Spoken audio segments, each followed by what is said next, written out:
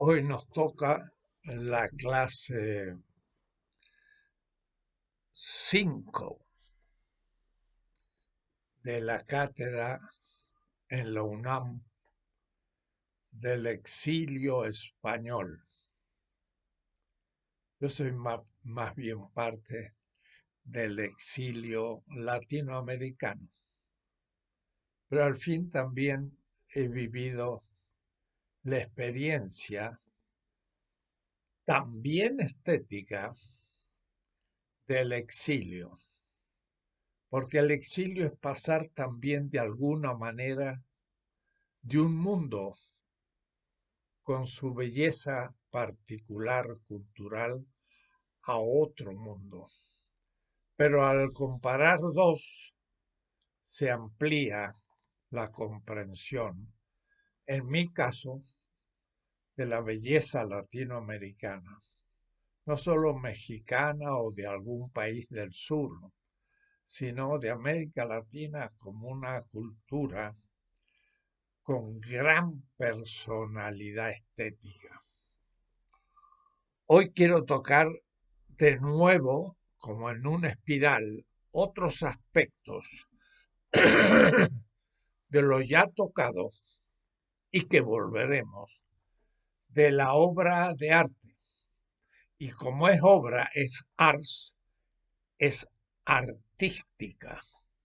Una cosa es la belleza natural y otra la belleza artística, o es decir, de las obras de arte producidas por el ser humano, que viene a ser como un segundo piso de la belleza en general. Van a ser 4 puntos. Algo más sobre la obra de arte interior y exterior. La belleza artística propiamente de nuevo meditada como la belleza de la obra de arte. Y desde ahí entonces la belleza artística como integrante, como el componente de la belleza de la cultura, que es como una segunda naturaleza. Deuteros physikon, decían los griegos. Y por último, una reflexión sobre un alumno del curso que me dijo, pero entonces, ¿cómo se entiende lo feo en el arte? Porque una obra de Picasso, como por ejemplo Guernica, ¿hasta qué punto es bella? Y ahí entonces eh, desempolvéme un libro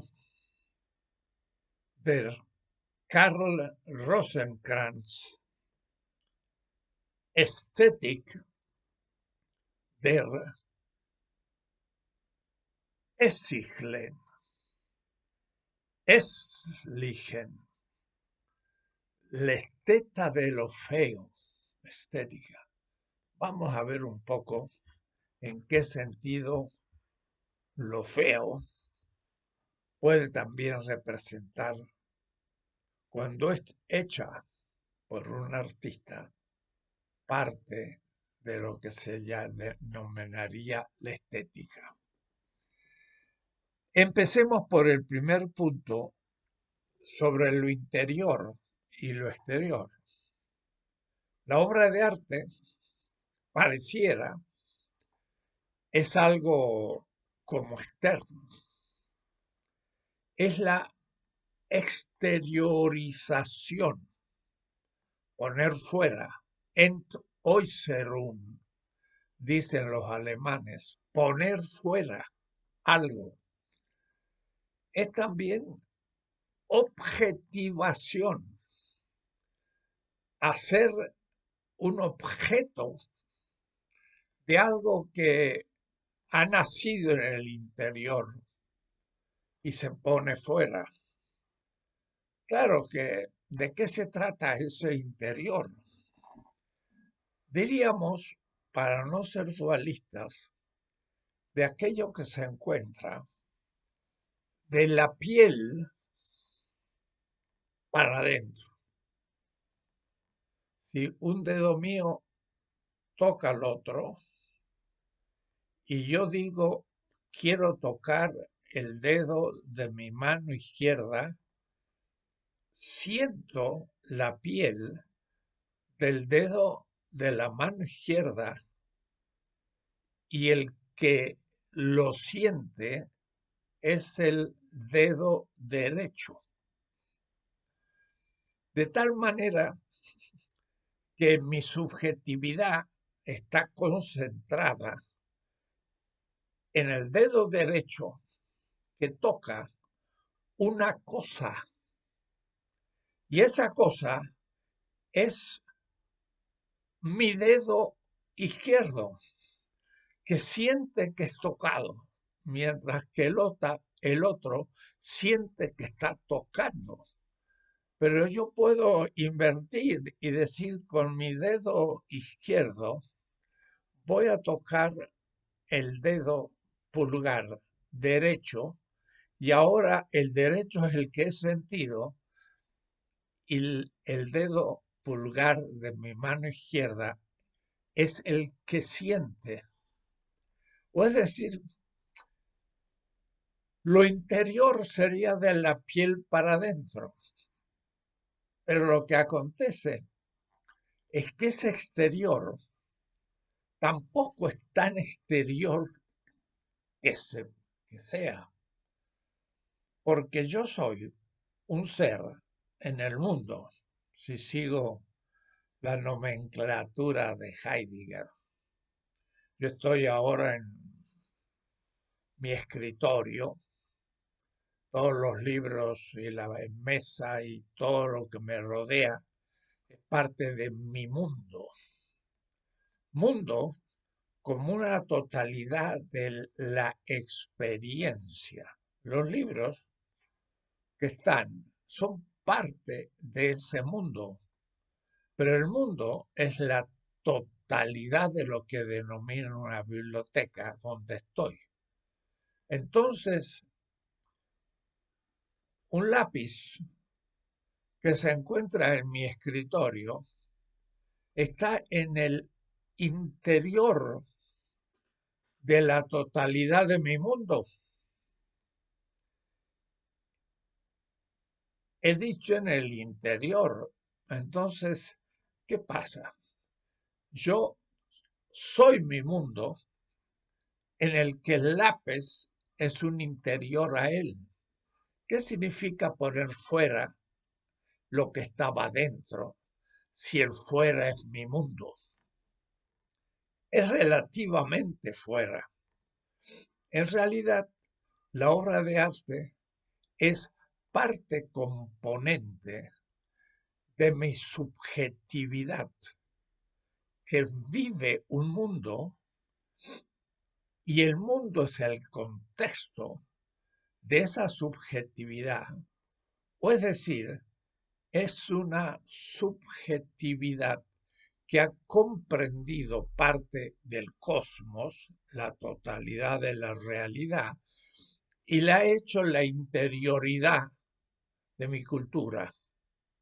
Por eso, la obra de arte como obra externa habría que verla de a poco, porque si yo voy por la ciudad, veo casas, veo calles, veo autos, y estos están en la interioridad de un mundo de la cultura contemporánea, donde sé cómo funcionan todas estas cosas. De tal manera que poner fuera lo que está dentro es relativo. Y lo estético es la totalidad de las cosas y del mundo en tanto bellas.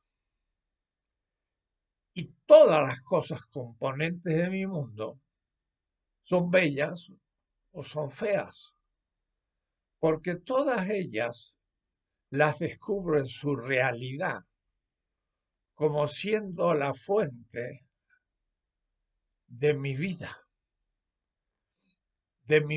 no solo biológica con un metabolismo físico, sino de mi vida, para expresarnos como Hegel, espiritual. Es decir, mi vida que es un proyecto que se va cumpliendo según las decisiones de mi voluntad, la comprensión de mi inteligencia que tengo de lo que las cosas son y además una emoción en que me gustan esas cosas o me disgustan. Las encuentro causa de mi vida o peligrosas. Por lo tanto, que me disgustan, no que me gustan. Y voy así evaluando la belleza de todo lo que me rodea, desde un poste hasta un niño, hasta una casa, hasta todo lo que me rodea. Quiere decir que la obra de arte es el poner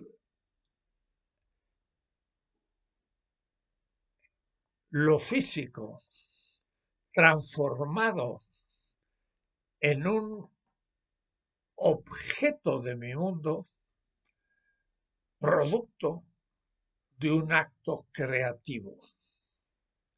Es entonces ya la humanización de la naturaleza. Inevitablemente todas las cosas son juzgadas también desde su belleza o su opuesto, su fealdad. Y lo feo, lo que me da, permítanme, asco, lo que tiene un mal perfume apodrido de mi mundo, intento evitarlo cuando voy caminando por la calle. Encuentro un perro muerto. Aunque había un optimista que decía, mira el perro muerto, qué bonitos dientes tiene. Todavía le encontró el perro algo de bonito, sus dientes.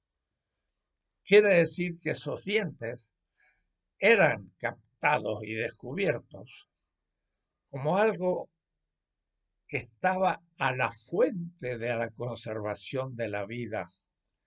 Eran dientes que habían realmente servido para masticar y que habían guardado algo de su funcionalidad, aunque estuviera muerto el perro. Quiere decir que la obra de arte es la humanización bella del mundo, no meramente exterior, sino del mundo en cuyo interior yo vivo. Y es una totalidad bella, y por eso entonces es vista como no ya la belleza natural, sino una belleza construida por el ser humano. En el Paleolítico, allá en el origen, el ser humano estaba en una naturaleza bella y no había prácticamente todavía modificado nada. No había hecho ninguna obra de arte. Pero en el ser mero hecho de habitar una caverna y juntar una roca o para que sirva de obstáculos a los animales para que entre a la gruta, esa roca ya era una puerta. Y esa roca ya era emocionalmente valorizada como siendo fuente que daba posibilidad a la reproducción de la vida. La sentía protectora, la sentía que evitaba el mal de animales que pudieran atacarme. La roca empezaba a ser lo que permitía que durmiera mejor, y entonces el dormir mejor agradecía un poco la existencia de esa roca que la había modificado para una mera roca en el suelo, ser ahora una puerta. Era ya una obra de arte. Primera, lejana, pero una primera. Y el ser humano empezó a modificar la corteza terrestre para hacerla habitable. La empezó a transformar a la corteza, toda ella, en una obra de arte. Claro, va a haber momentos privilegiados, donde pondrán mucho más intención, donde culminará una expresión más nítida de la belleza, y es la que vamos a llamar obra artística. Pero la roca agreste y todavía no trabajaba, que tapaba la puerta de la caverna, era ya una primera obra de arte. Y siendo una obra de arte, no era el sol simplemente que salía y al que cantaba el pájaro, sino que ahora ya era una obra que tenía su historia, que el ser humano la ponía pero con una memoria de otras obras. Por lo tanto, pasaba desde la emoción por la memoria de otras obras semejantes y podía recorrer una historia de ese acto. Si había modificado un palo para hacer una punta y con ello atravesar la piel resistente de un animal como cazador, esa lanza o ese palo modificado en punta. ¿Y por qué en punta? Y porque la punta puede penetrar sin resistencia en una piel dura del animal, pero después de la punta, que es muy pequeña y puede penetrar fácil, viene algo que es más voluminoso, pero por ese hueco se va internando hasta tocar los centros vitales del animal y lo cazo para sobrevivir y comer, porque somos carnívoros. Claro, alguien dirá, pues ahí mataste algo, ¿no? Y claro, el ser humano, como es, digo yo, un parásito de vegetales y animales, debe para sobrevivir, producir la muerte de vegetales y animales. Deberá hacerlo con medida y en la estricta necesidad. Y pensando en la posibilidad de la reproducción de aquello que necesariamente exige para la vida, y no destruirla porque sí, y destruir la capacidad que tiene ese vegetal y ese animal para sobrevivir como especie, porque de su sobrevivencia depende también la sobrevivencia humana. Y eso es todo el problema ecológico. Pero el problema ecológico tenemos que ligarlo a la estética. Una corteza terrestre destruida en su capacidad de reproducción en las condiciones para producir la vida, se empieza a transformar en una naturaleza fea, basuras, polvo en el aire y cantidad de efectos que no son el esplendor de la naturaleza viviente, que es lo bello. La ecología también tiene que ver con la belleza, es una parte de la estética. Quiere decir que esa obra es parte de una historia, es parte de usos y costumbres de un pueblo. Por lo tanto, tiene un ritmo, tiene una lógica, tiene una interpretación lingüística, tiene muchas cosas que no lo tiene la belleza natural, porque esta es una belleza elaborada desde la cultura y tiene una belleza también ligada a la comida y a la música que la cultura va produciendo. Tiene una relación con una arquitectura que modifica esa corteza y además el ser humano en sus relaciones también la llena de belleza. Y entonces, por ejemplo, danza. Todos los pueblos danzan. La danza es un modo colectivo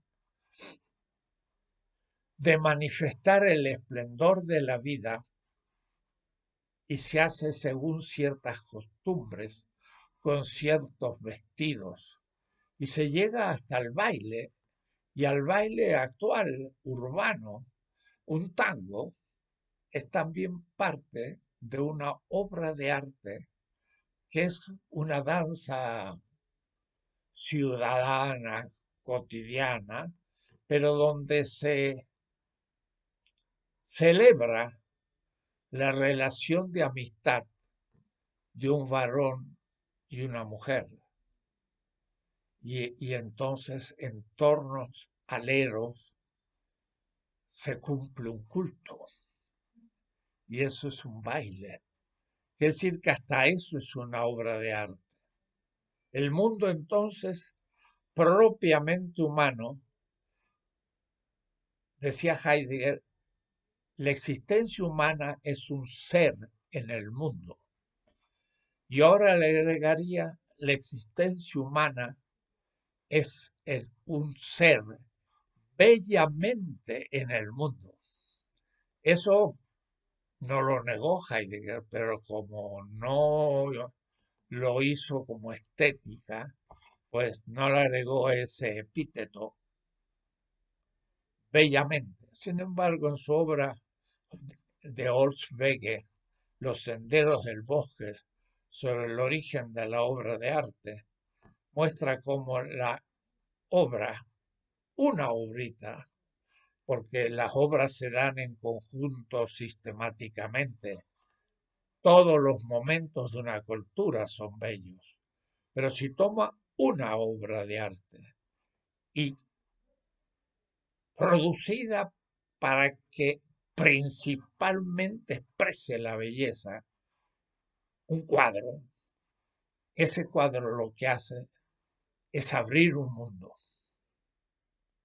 Y ese mundo que abre, lo abre desde la belleza, es decir, lo muestra para el descubrimiento emocional, sensible, de la sensibilidad del gusto como origen de la vida y de la vida plenamente vivida como vida feliz.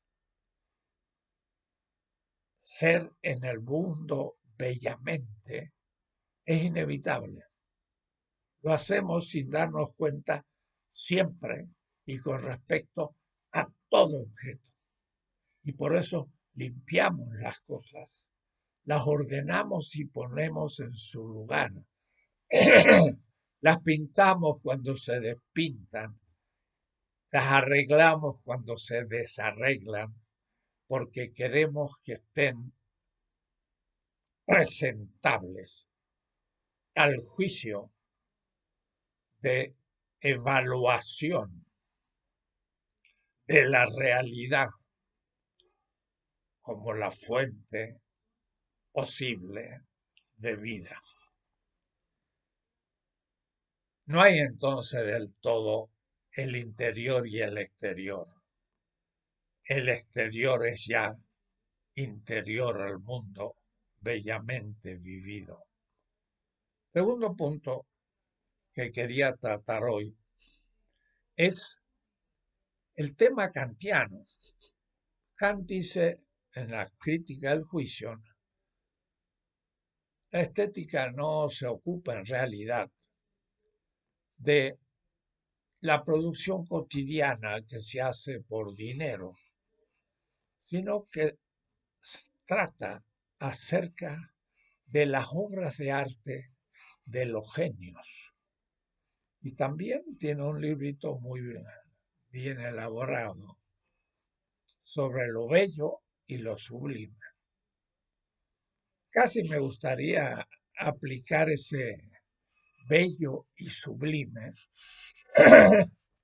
para distinguir la belleza natural de la sublimación de la belleza natural como obra de arte. No fue la intención de Kant, pero es sí la que yo tengo, porque no me interesa tanto el tema de Kant cuando dice, no me voy a ocupar de la producción cotidiana, sino de las obras de genios, el genio, el genio artístico. Miguel Ángel, gran pintor, o a un arquitecto, Leonardo, que los ejemplos sean eurocéntricos, como somos eurocéntricos muchas veces, damos ejemplos que todos conocen. Si doy un ejemplo chino, hindú, bantú, o maometano, o azteca o quechua, se conoce menos porque son aquellas culturas más allá de lo clásico, a lo que me voy a referir de inmediato. Y bien, el genio no existe sin un pueblo y fermenta y crece dentro del genio de un pueblo. Ni siquiera un pueblo genial, de todo pueblo, porque todo pueblo es milenario, de una u otra manera. Todo pueblo habla de una manera, con un estilo distinto. Todo pueblo tiene un ritmo de vida distinto, come de otra manera, se viste de otra manera, tiene una poesía y una literatura y una religiosidad distinta. O es decir, tiene un mundo artístico propio, necesariamente. Y de ahí entonces que no hay la aparición de un genio, de nada. Es un genio que lleva al extremo el genio del pueblo. Y sin un pueblo no hay genio. Hay pueblos más geniales. Hay pueblos que por su situación histórica, económica, política, militar aún, han logrado un cierto dominio sobre otros pueblos, tienen más conocimiento de lo que acontece fuera de sus fronteras y ha podido entonces producir un crecimiento cultural muy especial. Esos pueblos, a su vez, producen, dejan que nazca, de hecho se originan algunas personas que tienen talento, disciplina, paciencia y fantasía. Y son los genios. Y no repiten simplemente lo que los otros han hecho o su cultura ha producido, sino que tiene un gusto y en esto tiene una emotividad artística, un gusto por producir lo nuevo. Y la originalidad es debida a una disciplina que sabe ver lo nuevo en lo antiguo, que sabe producir nuevo conocimiento del conocimiento obtenido, que sabe producir una obra bella con nueva ritmo, armonía y contenido, pero de su cultura. No puede salir un gran artista de una tribu nómade que no tiene instrumentos necesarios para producir una música muy compleja. Sin embargo, piensen ustedes en el pueblo quechua. Tienen muy pocos instrumentos. Tienen una quena, que es un vegetal, es una caña cortada con unas perforaciones. Y de tal manera se pone la boca en el comienzo de ese tubo que sale un sonido, según yo, con mis dedos, tape o destape los agujeros, la quena. Y bueno, con un pequeño instrumento como eso, si usted está en medio de una inmensa montaña, en el silencio más absoluto de los Andes, y escucha una música quechua en quena, usted empieza a llorar. Es tal la emoción que produce que parece estar escuchando una orquesta. Y es un sonido muy sutil,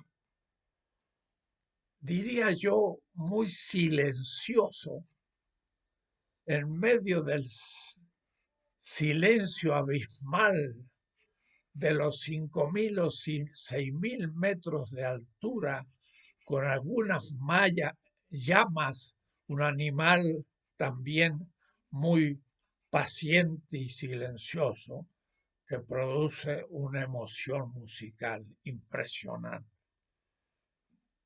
Es la cultura artística de un pueblo. Y el genio está ahí dentro y significa la culminación de esa cultura en un individuo que tiene talento. ¿Qué significa? Pues una constitución propia, heredada de la familia, que le permite, por ejemplo, tener un oído de gran memoria, muy sutil, que entonces escucha una música de la quena y la recuerda inmediatamente y es capaz de imitarla y hacer variaciones, de tal manera que tiene talento. Y sus padres quizás también lo hacían. Por lo tanto, desde muy pequeño, 2, 3 años, su cerebro empezó ya a hacer conexiones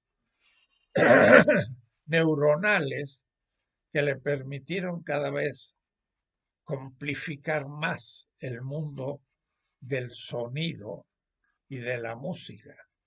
No porque sí un Mozart a los 3 o 4 años, con un padre muy exigente, demasiado quizás, pero que le dio entonces a Mozart una capacidad técnica asombrosa de tocar más de un instrumento, que a los 5 y 6 años empezó a componer. Eso es la cultura de un pueblo, del pueblo alemán romántico, que en un momento de su historia produjo popularmente música que surgieron entonces grandes genios. Los genios que producen grandes obras son genios de comunidades, de pueblos, de colectivos, pero que llevan al extremo y tienen ciertas cualidades muy particulares el hecho de el genio. Es la disciplina, la más dura al comienzo. Y por eso que a veces fueron niños que casi fueron torturados, aunque no es la palabra adecuada, en el dominio de la técnica, por ejemplo, del piano, horas y horas tocando. Un niño que no le alcanzaba su mano para una octava, pero que ya iba interiorizando en su cerebro cantidad de relaciones musicales asombrosas. La disciplina, la concentración, el saber aislarse y concentrarse en un objetivo de manera obsesiva. Y entonces todas las demás exigencias de la vida cotidiana empiezan a perder sentido para aquel que se concentra en una obra. Y por eso que muchas veces pierden el sentido común, se empobrecen y al fin no saben ni vivir como una persona común. El pobre Mozart murió joven, pobrísimo, y su cadáver fue a un entierro colectivo y nadie sabe dónde quedó. No se preocupó por su vida, habiéndola vivida de una manera tan intensa y expresada en su música.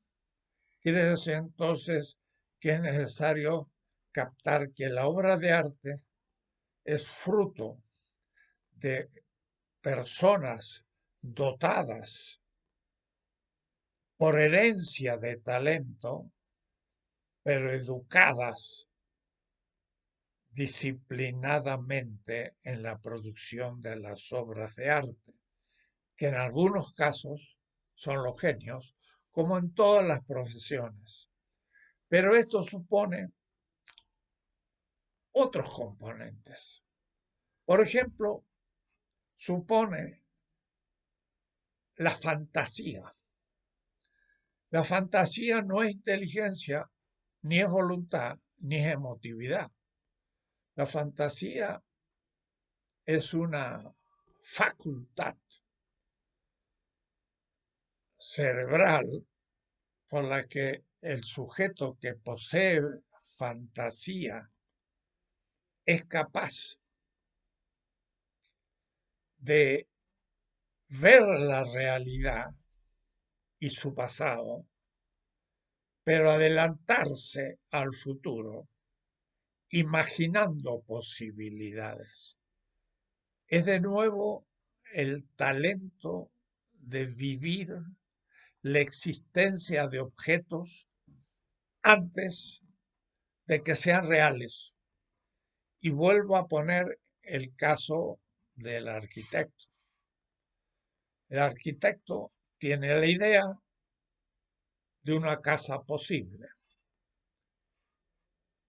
decide el estilo, el tamaño, la conformación, la forma de las columnas, la localización de las ventanas, ve la luz del sol cómo va modificándose en el día y cómo ilumina o no este patio, esta habitación. Vive por dentro la casa sin que todavía exista. Es este ejemplo del tener una idea antes de la producción de la obra, la que está detrás de toda la estética de Hegel. Hegel es muy abstracto y muy intelectual y parece poco emotivo. Sin embargo, él piensa que la belleza, el absoluto de la belleza, es como un arquitecto. Pero en vez de un arquitecto que es un ser humano finito como todos nosotros, dice, como un arquitecto es Dios. La estética de Hegel es una teodicea. Él fue al seminario de Tübingen, estudió teología, igual que Schelling, Hölderlin y todo el equipo del idealismo alemán. Y entonces decía, el ser es lo indeterminado como Dios antes de la creación. O es decir, como el arquitecto antes de pensar en alguna casa posible. Por lo tanto, es la subjetividad que puede hacer todo, pero que antes de hacerlo es nada. Porque el arquitecto que no ha pensado todavía por su fantasía en hacer una casa, no tiene ninguna idea. El ser es la subjetividad indeterminada y al mismo tiempo es la nada. Y algunos dicen, ¿qué estaba diciendo Hegel? Que también Marx lo va a tomar. El ser es lo indeterminado, pero al mismo tiempo es la nada. Claro, desde la obra posible es nada. Y desde la obra posible es una indeterminación. Todavía no se ha determinado a hacer nada. Esta es la idea de la belleza absoluta en la estética y que es como una reflexión teológica. Pero una vez que se tiene la idea, que se ha ido formulando la idea posible, uno ya tiene la idea, aunque la obra no esté producida. Y por eso Hegel dice, la belleza es la idea. Y claro, no se entiende, pero es que la realidad de la cosa posible ya está dada en la idea que se tiene como proyecto de la cosa que se producirá. Y si uno no entiende eso, pues es muy difícil de entender Hegel. Pero si entiende eso, empieza a darse cuenta que la cosa es bastante simple. Hay que saber trabajar. La fantasía es justamente la capacidad y la concentración de nuevo y el talento de ser capaz de construir una casa en su cerebro, en los mínimos detalles, pensando la sombra que va a tener esa casa en el invierno y el verano y qué va a pasar cuando llegue la noche y cómo va a resistir las tormentas tan fuertes de lluvia o de viento. Todo lo imagina, lo avanza, lo anticipa, como viviéndolo ya y no existe nada todavía. El artista tiene que tener fantasía. Y sobre todo, con respecto a aquello que no es real todavía. ser capaz de vivir la realidad de un objeto futuro y vivido como la fuente posible de la vida en esa obra y en ese momento posterior. Hay que tener una muy especial talento. Y por eso entonces que la fantasía es fundamental. Y esto se liga a lo que se llama la inspiración. La inspiración no es un eureka que alguien haciendo algo de pronto piensa, cuidado. Descartes, siendo militar y junto a un río, después de haber dejado sus estudios de filosofía con los jesuitas, y usando las categorías de Suárez, que era un jesuita, junto a un río y después de una batalla, porque era soldado, intuye el tema del yo pienso como el principio de una filosofía nueva, la modernidad. Esa inspiración junto a un río puede parecer instantánea, pero en realidad es el momento en que por circunstancias comunes, antecedidas por una larga meditación, mucha disciplina y concentración, se dio el clic, el momento en que se unieron los contrarios y se capta el proyecto a realizar. Es como Newton, que teniendo que dar un veredicto o un juicio al problema de por qué los planetas no se dispersaban por el universo y permanecían dando vueltas alrededor del Sol.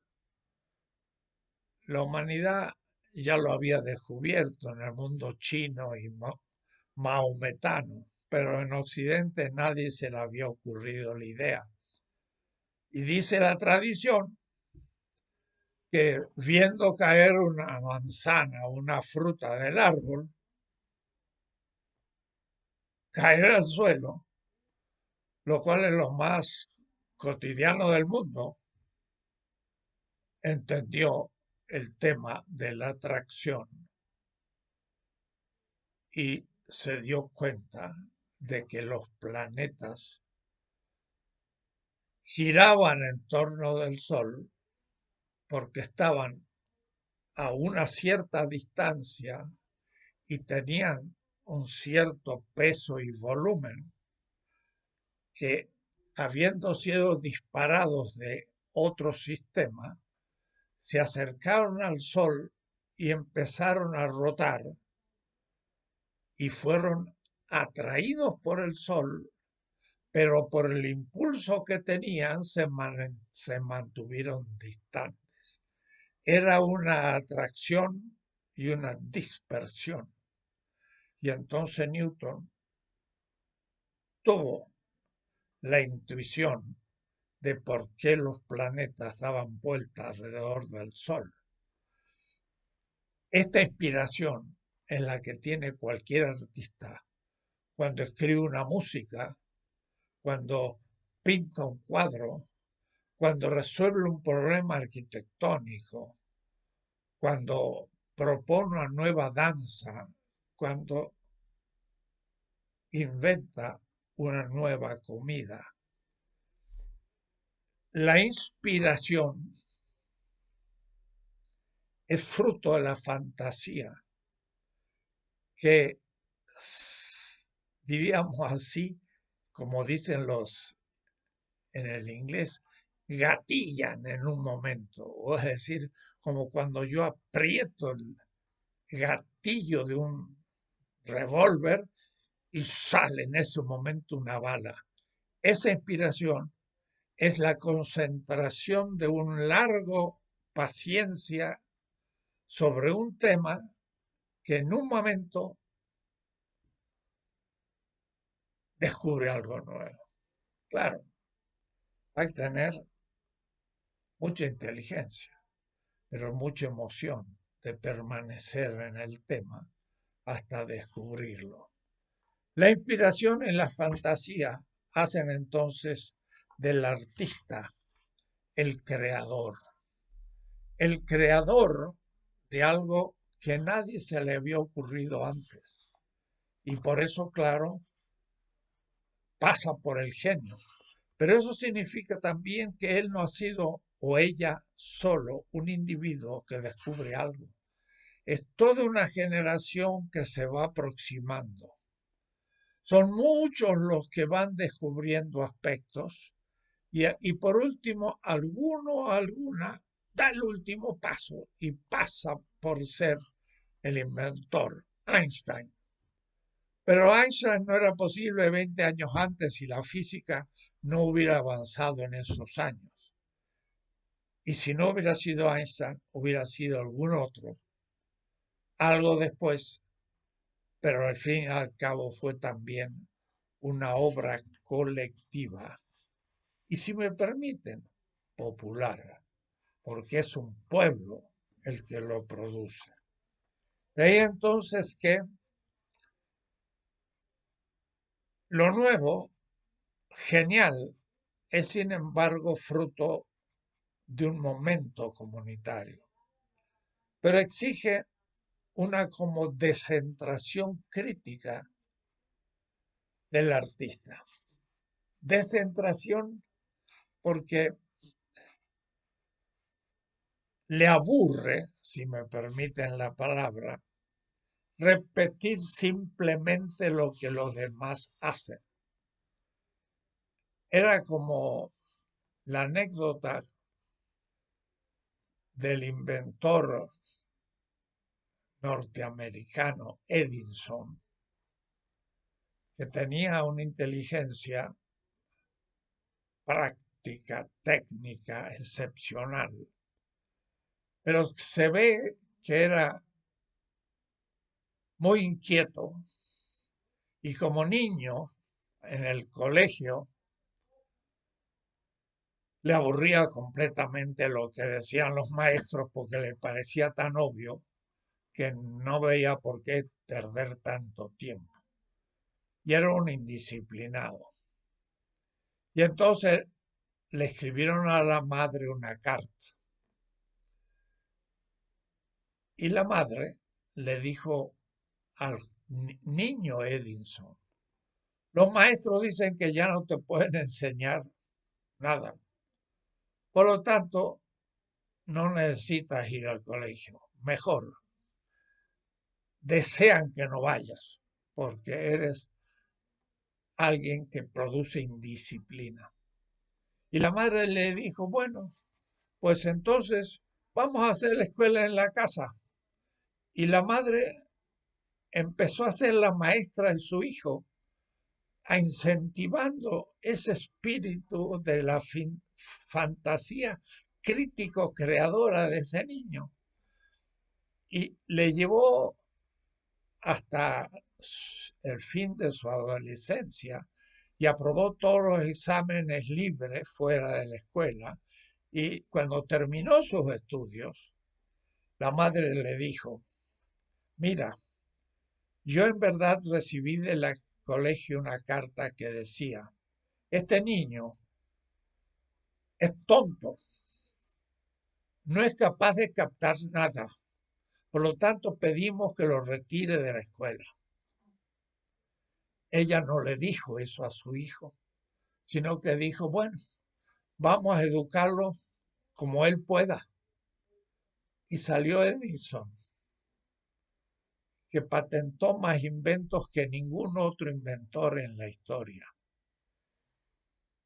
Era una persona con talento, pero su madre se ve que en vez de cohibir su fantasía, la incrementó. Y entonces prácticamente cada 2 o 3 días tenía una ocurrencia de relacionar dos situaciones contradictorias y producían un invento. Eso es la inspiración y eso es lo que tiene todo artista en el arte. Pero en ese sentido, la ciencia y en la vida cotidiana hay muchos artistas que no producen obras de arte, pero que son bellas. Y entonces tenemos que estudiar esa capacidad e incrementarla. El pensamiento crítico es en realidad el saber situarse excéntricamente, tomar lo dado como obvio, pero ser capaz de situarse más allá de lo dado en la exterioridad. Desde un punto de vista social, el otro es un pobre. Desde el punto de vista de la cultura, el otro es un ignorante. Pero a veces y frecuentemente los modos de una cultura excluyen a gente, los dejan fuera. Y también en el caso de las culturas, como el eurocentrismo, no consideran a las otras culturas y no descubren lo original de ellas. De tal manera que la cultura vigente es Parménides y las otras culturas no son. El ser es lo griego, el no ser es lo bárbaro, lo europeo, lo asiático. El genio es el que a partir de las costumbres de su pueblo es capaz de abrirse a la cultura del otro, a la cultura negada, a la cultura ausente. Por eso Van Gogh va hasta la Polinesia a pintar paisajes distintos, mujeres distintas, vestidos distintos, colores distintos, desde donde descubre su propia cultura, desde lo excéntrico. El artista, por eso es un tanto excéntrico, porque mira el mundo cotidiano desde fuera y descubre en él cosas que nadie ve. Lo crítico es situarse en la exterioridad del mundo y sobre todo desde los de abajo, desde los oprimidos, desde los no respetados. Cuando uno se sitúa desde ello, ve el mundo cotidiano de otra manera y cuando lo expresa, expresa nueva belleza. Y esa es la función crítica de la obra de arte. Guernica es una bomba que cae en un pueblo bajo del ejército alemán que ocupa España y que después le permite a Franco y al fascismo gobernar.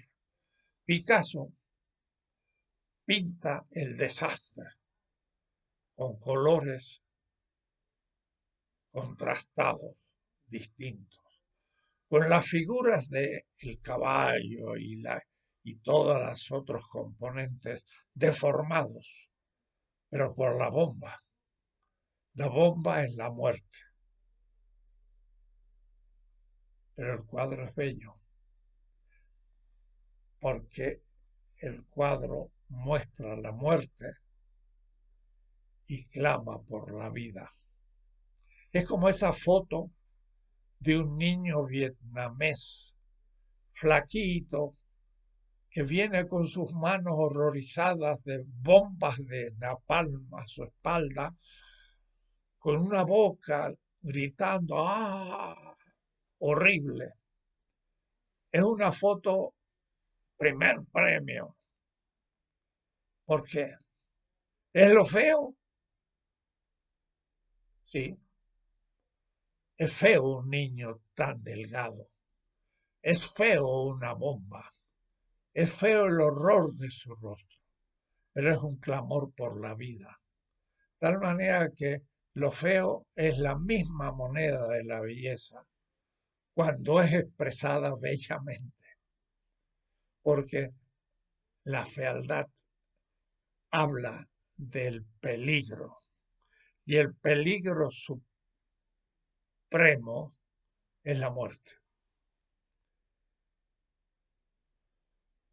Y criticar la muerte, gritar por la vida a través de la muerte, es una obra de arte. Con esto contesto un poco al alumno que me dice, ¿cómo puede un cuadro surrealista, con unas formas totalmente abstractas o deformadas, de un Picasso, pero también de un Dalí y de muchos otros, ser considerado arte? Sí, porque muestra lo inverso de lo tenido por bello, que indica justamente la presencia de la muerte, pero no para afirmarla, sino para criticarla, porque lo hace de tal manera que uno más bien aspira la vida que esa obra manifiesta. Y por eso entonces, aún la pretendida muerte, o mejor fealdad, de las obras que rompen la cotidianidad armónica de la vida vigente y dominadora, es puesta en cuestión por el artista. El artista también es una acción mesiánica, es una acción crítica, es una creación que en la belleza fácil del sistema dominador muestra la ausencia por la muerte de una vida futura más feliz, pero de los ausentes, los pobres, los dominados, las otras culturas que no son respetadas. Este tema habrá que darle vuelta porque va a ser un punto esencial en una estética de la liberación que vamos a tener que ir exponiendo. Por hoy terminamos y seguiremos en la próxima clase. Hasta luego.